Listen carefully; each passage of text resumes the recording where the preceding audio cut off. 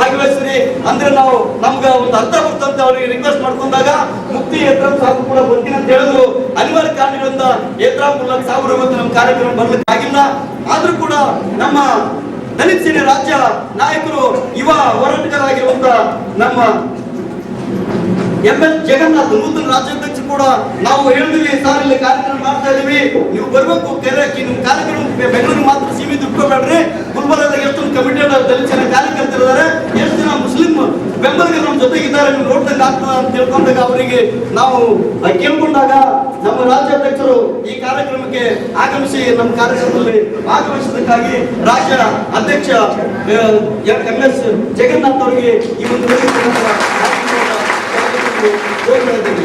ಇದ್ರ ಜೊತೆಗೆ ನಮ್ಮ ಧರ್ಮದ ಜೀವನಗಳಾಗಿರುವಂತ ಪೂಜ್ಯ ಸಂಗ್ರಾಮ್ ಬಂದೇಜಿ ಅವರಿಗೆ, ಅವರು ಬೀದರ್ನೊಳಗೆ ಇದ್ರು, ಬಂದೇಜಿ ಅವರೇ ತಾವು ಕಾರ್ಯಕ್ರಮ ಮಾಡ್ತಿದ್ದೇವೆ, ತಾವು ನಮ್ಮ ಕಾರ್ಯಕ್ರಮ ಬಂದು ಆಶೀರ್ವಚನ ನಮ್ಮ ಕಾರ್ಯಕ್ರಮಕ್ಕೆ ಒಂದು ತಮ್ಮ ಒಂದು ಬ್ಲೆಸ್ಸಿಂಗ್ ಇರಲಿ, ತಾವು ನಮ್ಮ ಈ ಒಂದು ಸಮಾಜದಲ್ಲಿ ಅಟೆಂಡ್ ಆಗಿ ತಾವೊಂದು ಇಲ್ಲಿ ನಮಗೆ ಬುದ್ಧ ಪ್ರವಚನ ನೀಡಿ ನಮ್ಮ ಕಾರ್ಯಕ್ರಮಕ್ಕೆ ಹರಿಸ್ಬೇಕಂತ ಹೇಳಿದಾಗ ಹೆಚ್ಚಿಗೆ ಯಾವುದೇ ಕಂಡೀಷನ್ ಕೂಡ ನಾನು ನಿಮ್ಮ ಕಾರ್ಯಕ್ರಮಕ್ಕೆ ಅಟೆಂಡ್ ಆಗಿ ತಿಳ್ಕೊಂಡು ಬೇರೆ ಇವತ್ತು ಸಾಕಷ್ಟು ಕಾರ್ಯಕ್ರಮ ಇದ್ರು ಕೂಡ ಬಂದೇಜ್ ಅವರು ನಮ್ಮ ಕಾರ್ಯಕ್ರಮ ಅಟೆಂಡ್ ಆಗಿ ತ್ರಿವರ್ಣ ಪಂಚಶೀಲ ಬೋಧಿಸಿದ ಆ ಒಪ್ಪಿದಕ್ಕಾಗಿ ಇವತ್ತಿನ ಕಾರ್ಯಕ್ರಮ ಅಟೆಂಡ್ ಆಗಿರುವಂತ ಇವತ್ತಿನ ಸಾನ್ನಿಧ್ಯ ವಹಿಸಿರುವಂತ ಮಾನ್ಯ ಪೂಜ್ಯ ಬಂದೇಜ್ ಅವರು ಕೂಡ ಈ ಒಂದು ಸಂದರ್ಭದಲ್ಲಿ ನಾವು ಹಾರ್ದಿಕವಾದ ಸ್ವಾಗತವನ್ನು ಕೋರ್ತಾ ಇದ್ದೇನೆ. ಅದ್ರ ಜೊತೆಗೆ ಈ ಡಾಕ್ಟರ್ ಬಾಬಾ ಸಾಹೇಬ್ ಅಂಬೇಡ್ಕರ್ ಬಗ್ಗೆ ಆಳವಾಗಿ ಅಧ್ಯಯನ ನಡೆಸಿರುವಂತ ಮತ್ತು ನಮ್ಮ ಗುಲ್ಬರ್ಗ ನೂತನ ವಿದ್ಯಾಲಯದ ಡಿಗ್ರಿ ಕಾಲೇಜಿನ ಉಪನ್ಯಾಸಕರಾಗಿರುವಂತ ಸಹೋದರಾಗಿರುವಂತ ಸೂರ್ಯಕಾಂತ್ ಸುಜಾತ್ ಅವರಿಗೆ ನಾವು ಹೇಳ್ಕೊಂಡಿದ್ವಿ, ಜನವರಿ 1ನೇ ತಾರೀಕಿನ ಕಾರ್ಯಕ್ರಮ ಮಾಡಬೇಕಾಗಿತ್ತು, ಭೀಮಾ ಕೋರೆಗಾಂವ್ ಬಗ್ಗೆ ಕಾರ್ಯಕ್ರಮ ಮಾಡಬೇಕಾಗಿತ್ತು, ಆ ಕಾರ್ಯಕ್ರಮ ಮಾಡೋದಕ್ಕೆ ಮಿಸ್ ಆಯ್ತು, ನೀವು ಈ ಕಾರ್ಯಕ್ರಮಕ್ಕೆ ಈ ತಪ್ಪದೇ ತಾವು ಬರ್ಬೇಕು ಅಂತ ಹೇಳಿದಾಗ ಬೇರೆ ಇರುವ ಕಾರ್ಯಕ್ರಮ ಇದ್ದದ್ದು ಕೂಡ ಅದೇ ಕಾರ್ಯಕ್ರಮ ಬಿಟ್ಟು ನಾನು ನಿಮ್ಮ ಹತ್ರ ಬರ್ತೀನಿ, ಆದಷ್ಟು ಬೇಗ ಟೈಮಿಂಗ್ ಶುರು ಮಾಡೋದು ಹೇಳಿದ್ರು ಅಂತ ಅಷ್ಟು ಬಿಸಿ ಇದ್ರು ಕೂಡ ಸೌಲಭ್ಯ ಅಟೆಂಡ್ ಆಗಿರ್ತಾರೆ. ಅವರಿಗೂ ಕೂಡ ನಮ್ಮ ಸಂಘಟನೆ ವತಿಯಿಂದ ಹಾರ್ದಿಕವಾದ ಸ್ವಾಗತವನ್ನು ಕೋರ್ತಾ ಇದ್ದೇನೆ.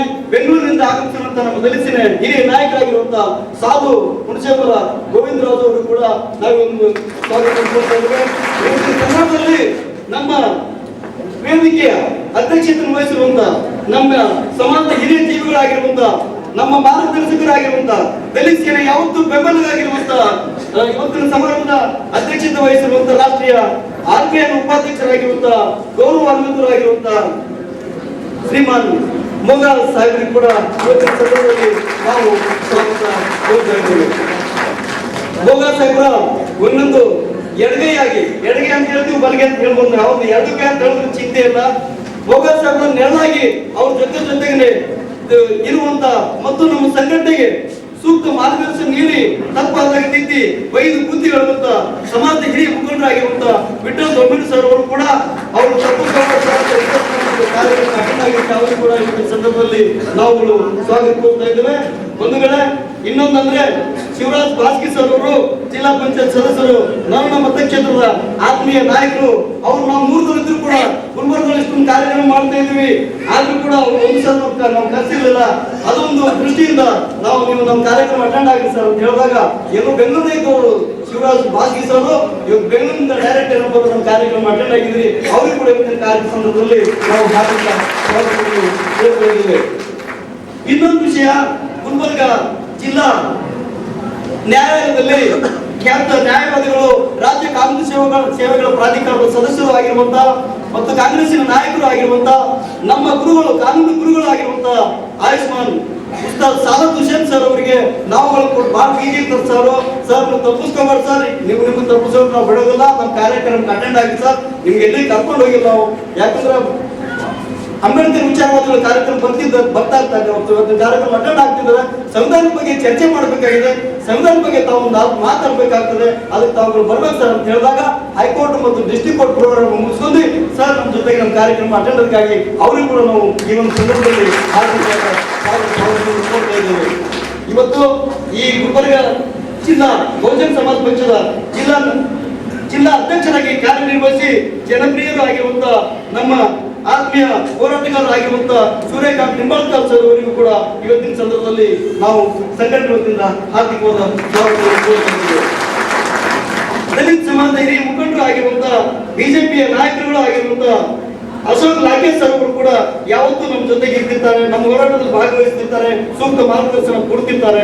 ಅವರಿಗೆ ನಾವುಗಳು ನಮ್ಮ ಪುರ ಜಿಲ್ಲಾ ಸಮಿತಿ ಹೋಗಿ ಸರ್ ನಮ್ಮ ಕಾರ್ಯಕ್ರಮ ಅಟೆಂಡ್ ಆಗಬೇಕು ಬರ್ಬೇಕು ಸರ್ ಅಂತ ನಾವು ರಿಕ್ವೆಸ್ಟ್ ಮಾಡ್ಕೊಂಡು ಅವರು ಕೂಡ ಇವತ್ತು ಬೀಜಿದ್ರು ಕೂಡ ನಮ್ಮ ಕಾರ್ಯಕ್ರಮ ಅಟೆಂಡ್ ಆಗಿದ್ದಕ್ಕಾಗಿ ಅವರಿಗೆ ಅಶೋಕ್ ಲಾಕೇಶ್ ಸರ್ ಹಾರ್ದಿಕ ಸ್ವಾಗತವನ್ನು ಕೋರ್ತಾ ಇದ್ದೀವಿ.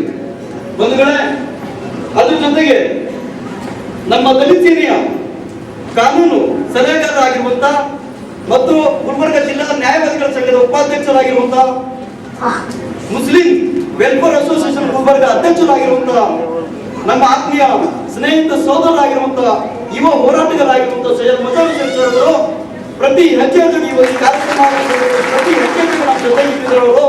ನೀವುಗಳು ಕೂಡ ಸರ್ ನಮ್ಮ ಕಾರ್ಯಕ್ರಮ ಅಟೆಂಡ್ ಆಗಿದ್ದಾಗ ಮಜಾರ್ ಹುಸೇನ್ ಸರ್ ಕೂಡ ಹೈಕೋರ್ಟ್ ಪ್ರೋಗ್ರಾಮ್ ನಮ್ಮ ಡಿಸ್ಟ್ರಿಕ್ಟ್ ಕೋರ್ಟ್ ಪ್ರೋಗ್ರಾಮ್ ಕೂಡ ಮುಗಿಸ್ಕೊಂಡು ನಮ್ಮ ಜೊತೆಗೆ ಇವತ್ತು ಪಾರ್ಟಿಸಿಪೇಟ್ ಮಾಡೋದಕ್ಕೆ ಅವರಿಗೂ ನಾವು ಹಾರ್ದಿಕವಾದ ಸ್ವಾಗತ ಕೋರ್ತಾ ಇದ್ದೇವೆ.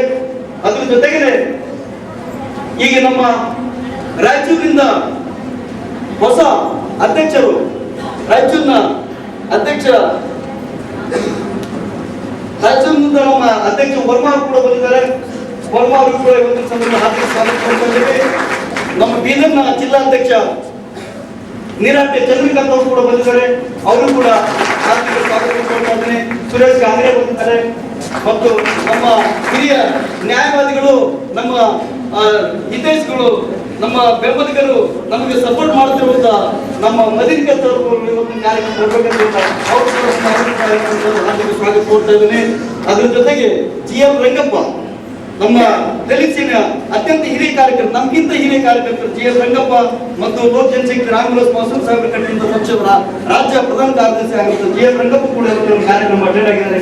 ಅವರಿಗೂ ಕೂಡ ಈ ಸಂದರ್ಭದಲ್ಲಿ ನಾನು ಹಾರ್ದಿಕ ಸ್ವಾಗತ ಕೋರ್ತಾ ಇದ್ದೇನೆ. ಅದ್ರ ಜೊತೆಗೆ ಇವತ್ತಿನ ಗುಲ್ಬರ್ಗದಲ್ಲಿ ಕಾರ್ಯಕ್ರಮವನ್ನು ಬಹಳ ಮಾಡ್ತಿರ್ತೀರಿ, ಪೇಪರ್ ನೋಡ್ತಿರ್ತೀರಿ, ಟಿವಿದಲ್ಲಿ ನೋಡ್ತಿರ್ತೀರಿ, ದೊಡ್ಡ ಹೋರಾಟಗಳು ಮಾಡ್ತಿರ್ತೀರಿ ಅಂತ ತಿಳ್ಕೊಂಡು ರಾಮನಗರದ ಅಶೋಕ್ ಅಂಡ್ ಕಂಪನಿ ಪೂರ ನಮ್ಮ ರಾಮನಗರದ ಅಧ್ಯಕ್ಷರ ಅಶೋಕ್ ಬಂದಿದ್ದಾರೆ. ಅವ್ರ ಜೊತೆ ಅವ್ರ ಗೆಳೆಯರು ಕೂಡ ಬಂದಿದ್ದಾರೆ. ಎಲ್ರಿಗೂ ಕೂಡ ಇವತ್ತಿನ ಸಂದರ್ಭದಲ್ಲಿ ನಾವು ಹಾರ್ದಿಕ ಸ್ವಾಗತ ಕೋರಿ ಈ ಗುಲ್ಬರ್ಗ ತಾಲೂಕಿನ ಎಲ್ಲಾ ಅಧ್ಯಕ್ಷರುಗಳಿಗೂ ಮತ್ತು ಬೆಂಗಳೂರಿನಿಂದ ಮುನಿಯಪ್ಪನವರು ನಿವೃತ್ತ ಸಬ್ ಇನ್ಸ್ಪೆಕ್ಟರ್ ಸಹ ಬೆಂಗಳೂರು ಬಂದಿದ್ದಾರೆ. ಅವರು ಈ ಗುಲ್ಬರ್ಗ ಜಿಲ್ಲೆಯ ಎಲ್ಲ ಪದಾಧಿಕಾರಿಗಳಿಗೂ, ತಾಲೂಕು ಅಧ್ಯಕ್ಷರುಗಳಿಗೂ, ಮಹಿಳಾ ಒಕ್ಕೂಟದ ಅಧ್ಯಕ್ಷರುಗಳಿಗೂ ಮತ್ತು ಜಿಲ್ಲಾ ಸಮಿತಿಯ ಕಾರ್ಯಕ್ರಮ ಆಯೋಜಿಸುವ ಜಿಲ್ಲಾ ಸಮಿತಿ ಎಲ್ಲ ಪದಾಧಿಕಾರಿಗಳಿಗೂ, ಪತ್ರಕರ್ತರಿಗೂ, ರಾಜೇಂದ್ರ ಪ್ರಭಾಕರ್, ರಾಜೇಂದ್ರ ಸರ್, ಬೆಂಗಳೂರಿನ ರಾಜೇಂದ್ರ ಸರ್ ಬಂದಿದ್ದಾರೆ. ರಾಜೇಂದ್ರ ಸರ್ ಅವರಿಗೂ ಕೂಡ ಎಲ್ಲರಿಗೆ ಸ್ವಾಗತ ಮಾಡಿ ಮತ್ತೆ ಆಗಮಿಸಿರುವಂತ ಎಲ್ಲ ಪತ್ರಕರ್ತರ ಮಿತ್ರರಿಗೂ ಸ್ವಾಗತಿಸುತ್ತಾ ನನ್ನ ಪ್ರಸ್ತಾವ ಸ್ವಾಗತ ಭಾಷಣ ಮುಗಿಸ್ತಾ ಇದ್ದೇನೆ. ಜೈ ಭೀಮ್, ಜೈ ಭಾರತ್.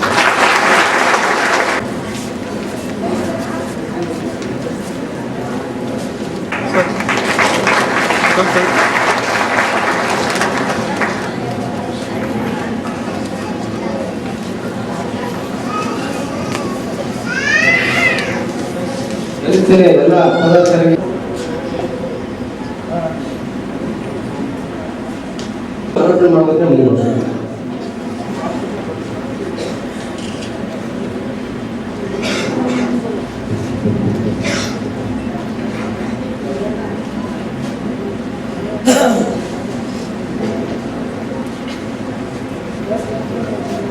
ಈ ಕಾರ್ಯಕ್ರಮ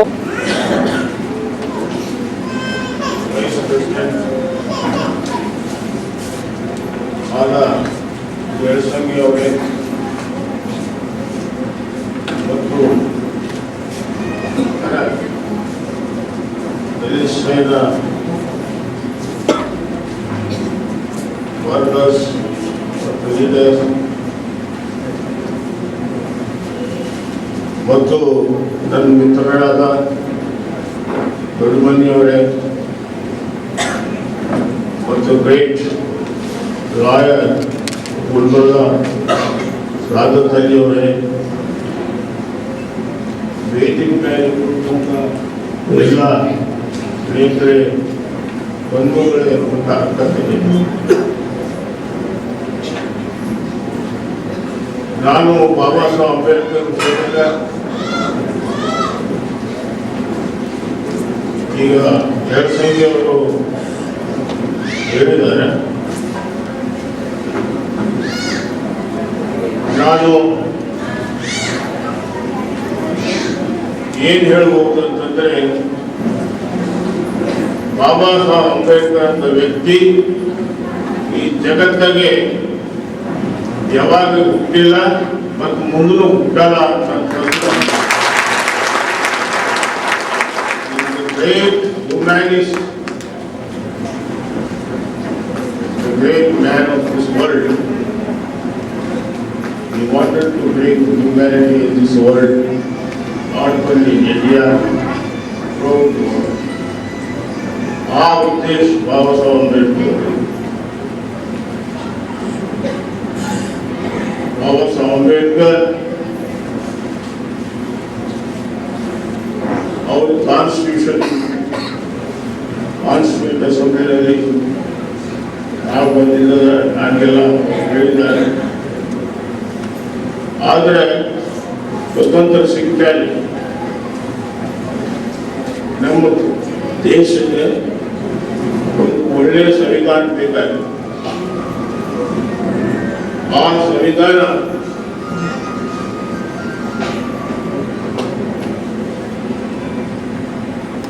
ಹಾಗಾಗಿ ಯಾರು ಬರೀಬೇಕು, ಯಾರಿಲ್ಲ, ಯಾರು ಮಾಡಬೇಕು ಒಬ್ಬ ಚಿಂತಿ ಪಂಡಿತ್ ಜವಾಹರ್ಲಾಲ್ ನೆಹರು. ಆದರೆ ಅವರು ಹಿಂದಕ್ಕೆ ಏನಪ್ಪ ಅಂತಂದ್ರೆ ನೆಹರು ಕಾನ್ಸ್ಟಿಟ್ಯೂಷನ್ ಆಗಿತ್ತು. ಮೋತಿಲಾಲ್ ನೆಹರು ಆ ನೆಹರು ಕಾನ್ಸ್ಟಿಟ್ಯೂಷನ್ ಫೇಲಿಯರ್ ಆಯಿತು. ಅವರು ಫೇಲಿಯರ್ ಆದ್ಮೇಲೆ ಮತ್ತೆ ಕಾನ್ಸ್ಟಿಟ್ಯೂಷನ್ ಬರೋರು ಆಡಳಿತ ಅಂತ ನೀವು ವಿಚಾರ ಮಾಡಬಹುದು. ಆದರೆ ನೆಹರು ಮತ್ತು ಸರೋಜಿನಿ ನಾಯ್ಡು ಅವರು ಇಬ್ಬರು ಮಹಾತ್ಮ ಗಾಂಧಿ ಬಳಿ ಹೋಗಿ ನಮಗೆ ಬಹಳ ಚಿಂತೆ ಆಗಿದೆ, ನಮ್ಮ ದೇಶದ ಸಂವಿಧಾನ ಬರಿಬೇಕು, ನಮಗೆ ಸಂವಿಧಾನ ಬೇಕು, ಯಾರು ಮಾಡಬೇಕು ಯಾರಿಲ್ಲ ಅದು ವಿಚಾರ ನಾವು ಮಾಡಬೇಕಿದ್ದೇವೆ. ಆದರೆ ನೆಹರು ಗಾಂಧೀಜಿಗೆ ಹೇಳಿದ್ರು, ಒಬ್ಬರು ವಾರಿಯರ್ ಐ ವಾಸ್ ಥಿಂಕಿಂಗ್ ಅಂತಂದು ಅವರು ಏಷ್ಯಾದಲ್ಲಿ ಬಹಳಷ್ಟು ಕಂಟ್ರೀಸ್ ಏನಪ್ಪ ಅಂತಂದ್ರೆ ಅವ್ರ ಕಾನ್ಸ್ಟಿಟ್ಯೂಷನ್ ಬಂದಾಗ ಅಂಥವರಿಗೆ ನಾವು ನಮ್ಮ ದೇಶದ ಕಾನ್ಸ್ಟಿಟ್ಯೂಷನ್ ಬರೀಬೇಕು ಅಂತ ಮಹಾತ್ಮ ಗಾಂಧಿ ಏನಂದು ನೆಹರು ಏನಪ್ಪ ಅಂತಂದ್ರೆ ಮಾತು ಕರ್ಮ ವರ್ಲ್ಡ್ ಕಾನ್ಸ್ಟಿಟ್ಯೂಷನಲಿಸ್ಟ್ ಏನಪ್ಪ ಅಂತಂದ್ರೆ ನನಗೆ ಯಾರು ಗೊತ್ತಿಲ್ಲ, ನಮ್ಮ ದೇಶದಾಗ doctor Ambedkar is the only best ಕಾನ್ಸ್ಟಿಟ್ಯೂಷನಲಿಸ್ಟ್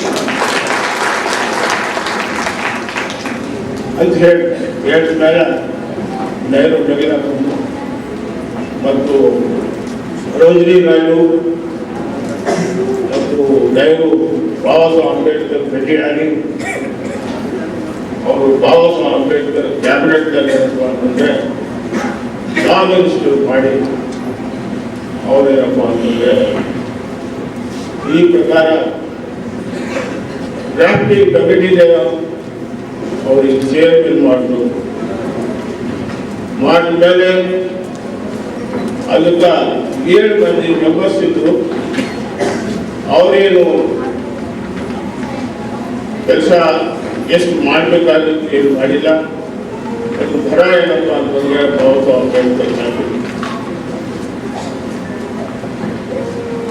ಈ ಭಾರತದ ಕಾನ್ಸ್ಟಿಟ್ಯೂಷನ್ ಸಂವಿಧಾನ ಬಾಬಾ ಸಾಹೇಬ್ ಅಂಬೇಡ್ಕರ್ ಬಹಳ ಕಷ್ಟಪಟ್ಟು 2 ವರ್ಷ 11 ತಿಂಗಳ 17 ದಿನದಾಗ ನಮ್ಮ ಭಾರತದ ಕಾನ್ಸ್ಟಿಟ್ಯೂಷನ್ ಬರೆದು ಅವ್ರ ಕೈಯ ಕೊಡು. ಅದು ಯಾವಾಗ 25 ನವೆಂಬರ್ 1949 ಕೊಟ್ಟ ಮೇಲೆ ನಮ್ಮ ದೇಶ ಜನರು ಎಲ್ಲ ಸ್ವತಂತ್ರ 26 ಜನವರಿ 1950 ಅವಾಗ ಇರೋದು ಏನಪ್ಪ ಅಂತಂದ್ರೆ ಎಲ್ಲರಿಗೂ ಸ್ವತಂತ್ರ ಬಾಬಾ ಸಾಹೇಬ್ ಅಂಬೇಡ್ಕರ್ ಹೇಳಿ ನಮ್ಮ ಕಾನ್ಸ್ಟಿಟ್ಯೂಷನ್ ಪ್ರೆಸಿಡೆಂಟ್ ರಾಜೇಂದ್ರ ಪ್ರಸಾದ್ ದೇವರು ಅರ್ಪಣೆ ಮಾಡಿ This is the day, 26th January 1950. ಈ ದಿನ ಬಾಬಾ ಸಾಹೇಬ್ ಅಂಬೇಡ್ಕರ್ 3 ವರ್ಷದ ಒಳಗೆ ಒಂದು ದೊಡ್ಡ ಕಾನ್ಸ್ಟಿಟ್ಯೂಷನ್, ಒಂದೊಂದು ಕಾನ್ಸ್ಟಿಟ್ಯೂಷನ್ ರಷ್ಯಾದಾಗಲಿ ಮತ್ತೊಂದು ಕಂಟ್ರೀಸ್ 10, 11 ವರ್ಷ 12, 15 ವರ್ಷದ ಕಾನ್ಸ್ಟಿಟ್ಯೂಷನ್ ಆಗಬೇಕು ಅನ್ನೋದು ಭಾಳ ನಮ್ಮ ದೇಶದಾಗ ಸಾವಿರಾರು ಜಾತಿ, ಎಷ್ಟೋ ಧರ್ಮಗಳು, ಅಷ್ಟು ಎಲ್ಲ ಇದ್ದ ಮೇಲೆ ಅವರಿಗೆ ಆ ಕಾನ್ಸ್ಟಿಟ್ಯೂಟ್ ಅಸೆಂಬ್ಲಿನಲ್ಲಿ ಯಾವ ಪ್ರಕಾರ ಕಂಟ್ರೋಲ್ ಮಾಡಿದಾರ, ಯಾವ ಪ್ರಕಾರ